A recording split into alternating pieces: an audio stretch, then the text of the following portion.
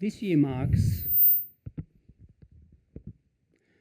year marks the forgetting of World War II, the forgetting of the biggest war in human history, the forgetting of a war that touched the lives of hundreds of millions of people and shaped the fate of whole empires and nations, including Japan's.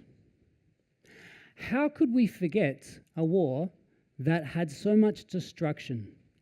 How could we forget a war that shaped the world we live in today, the international politics, domestic politics, so much of our society? How can we forget a war that has so many lessons for a peaceful future? Well, this year marks the 80th anniversary of the end of World War II. And 80 years is about the average length of a human life. So this means this will be the last major anniversary for many survivors of the war. For our former soldiers, their wives, civilian survivors, survivors of the Thai-Burma Railway, like this gentleman, he's one of the last survivors of that. The survivors of the Holocaust, of the atomic bombings, of the Manila Massacre, of many atrocities of World War II. However, the war is not something that just happened far away to foreign people. The war happened right here. During the war, many Japanese universities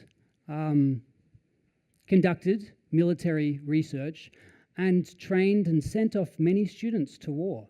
Kyoto University sent 4,000 students to war, including 200 that died.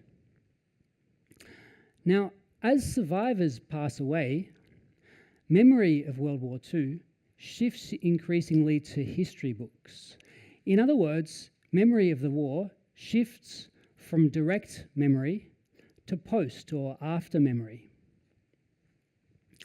As a result, education has become the most important place to learn about the war.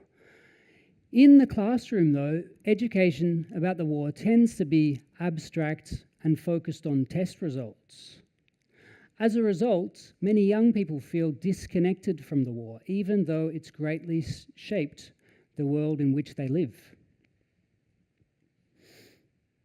Outside the classroom, Japan has one of the most comprehensive networks of locally based sites to learn about the war. And many students go to these places, such as war and tourism museums in Hiroshima, Nagasaki, Okinawa, but also closer to us, like Shiga and Kyoto. Without the support of current and future generations, though, these places are likely to disappear. Especially with the passing of survivors, whether the lessons of World War II are passed on depends, therefore, on us.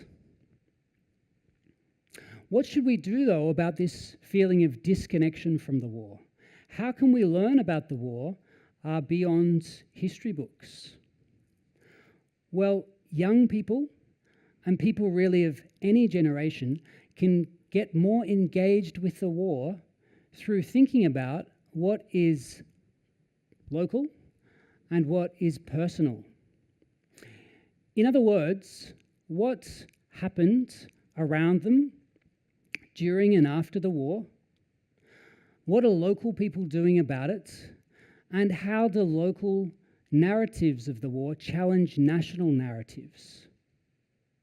And secondly, what is your personal connection to the war? Now, these are the sort of questions that changed me from a scholar of the history of tourism to one of tourism and war. So what is my personal story? Well, I'm Australian, and I grew up in a country town called Benalla, which is about 2 hours north of Melbourne in Australia. And I've lived here in Kyoto for about 2 decades now. Now, just to give you some context, Australia was at war with Japan during World War II. Okay, so my personal story took me to this garden here. Where do you think this garden is? Perhaps somewhere in Kyoto or in Kanazawa? Somewhere in Hokkaido or Kyushu or Shikoku, perhaps? No, this is actually one of the largest Japanese-style gardens outside of Japan, and it's in Australia. Not in Sydney or Melbourne or one of the other big cities. It's not in the capital Canberra either. It's in a small country town that's fairly isolated called Cowra. So what's it doing in this town? What's it doing in Cowra? Well, it all goes back to one night in 1944. On this one night, an event occurred which changed Cowra forever and eventually gave it this garden. On this one night, hundreds of Japanese prisoners of war attempted to escape a prisoner of war, or POW, camp in Cowra. They weren't trying to escape this camp because they were mistreated, but because their military had taught them that being taken prisoner was very shameful. In the end, more than 200 Japanese POWs died, and a few Australians too. Now, this is one of the biggest breakouts in modern history, but it wasn't known about for many decades. Wasn't known about widely for many decades after. What's important for our story, though, is what local people did in Cowra after the war. After the war, many memorials and sites of reconciliation were built in Cowra. First was the Japanese war graves, which was began by local people from Cowra, local former soldiers, veterans. Then there was the World Peace Bell, which was brought over from Japan. And then there was this garden, which was built by local people in Cowra, just normal, average local people, who wanted to find out about the history of their town, show it to the world, and gain support for this big project. Now, the Cowra Gardens today is an excellent example of reconciliation between two former enemies, between Japan and Australians, driven by local people. Meanwhile, over here in Japan, people in a town called Naoetsu, which is in Niigata Prefecture, had heard about Cowra and wanted to do something in their own town. Just like the people of Cowra, they had a POW camp, a prisoner of war camp, during the war for enemy soldiers. The soldiers there were underfed, forced to work, and many of them died. 300 Australians were held there, and 60 of them died by the end of the war. Now, after the war, this place became a remarkable site of transnational connection.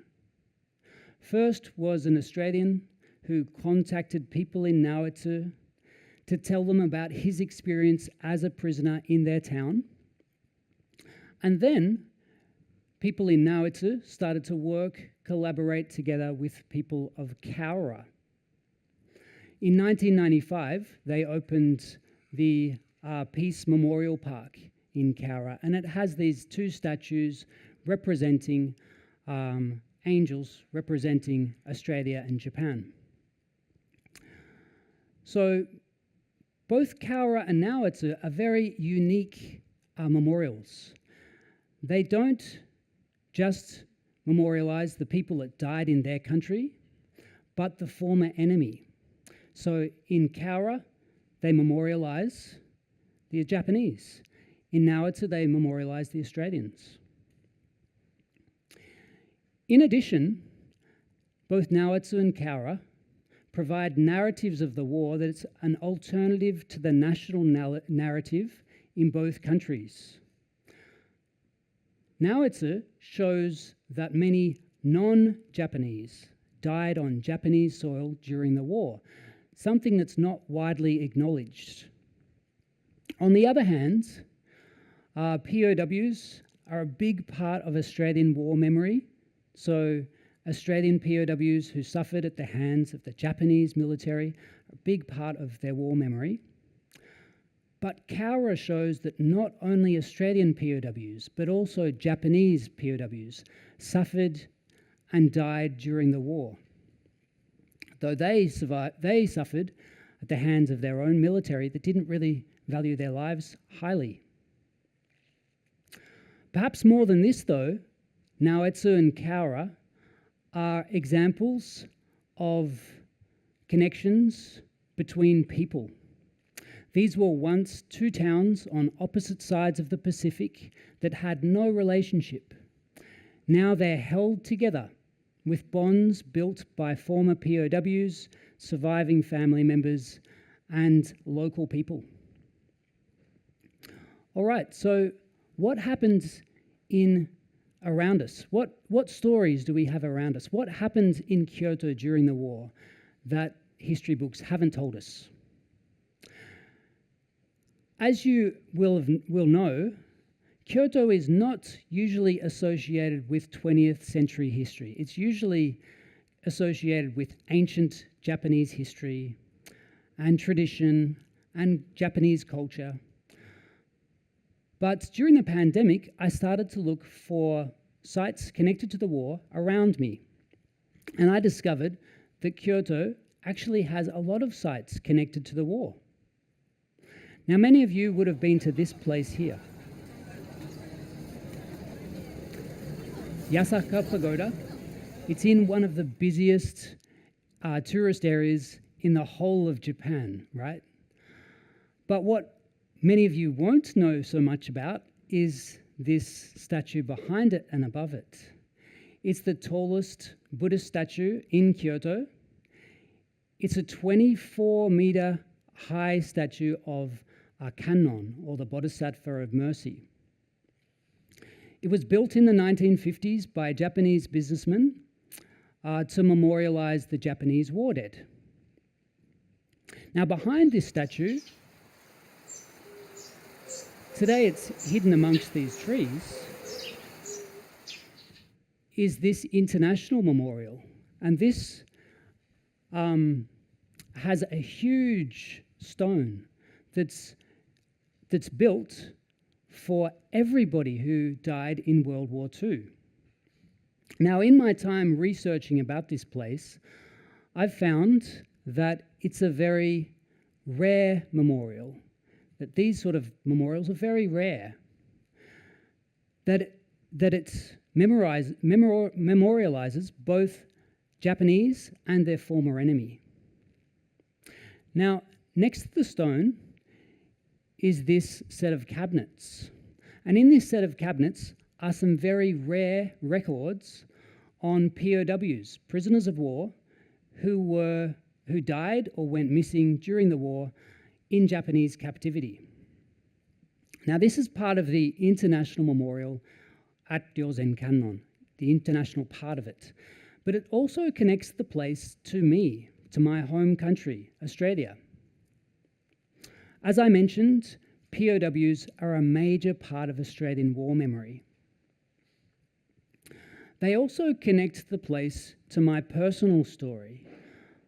My great uncle, who was like a grandfather to me, he fought in the war against Japan, and many of his friends, his comrades, died or were taken prisoner. Now, many Australians of his generation don't like Japan because of what happened during the war. But some of these people chose friendship and reconciliation instead. And Ryozen Kannon has helped people for many decades achieve this. People come to Ryozen Kannon to think about war, to reflect on it, maybe to overcome trauma. And they're touched by this international memorial built by Japanese people. So just like Naoetsu and Kaora, Ryozen Kannon exists beyond simplistic national narratives. In my time researching about these places, I've met some amazing people and come across some amazing organizations that work with World War II, including the POW Research Network Japan, or POW Kenkyukai. And they've been welcoming people from former POWs from overseas to Japan for more than 2 decades and showing them around the POW campsites for 2 decades. However, organizations like this are full of volunteers and they're aging rapidly. Not many young people are joining them. So what should be done? What should we do? How can we get more engaged with World War II and see its impact on our world today? How can we overcome simplistic national narratives? What should we do about the fading of memory of World War II as survivors are passing away? What should we do about the fading of these organizations that have deepened our understanding of the war and led to international connections? Start with local sites and personal stories. From there, explore online or through conversation what other people in Japan or beyond are doing. Get involved. Communicate and work across borders. You may find that what you learn challenges what you learned in your own country. But just like these examples, they may provide new perspectives on the war and bring about long-lasting international connections. The past and the war isn't just something to study. It's something to embody and engage with. This is how memory of World War II can be enriched and passed on to create a peaceful future. Thank you very much.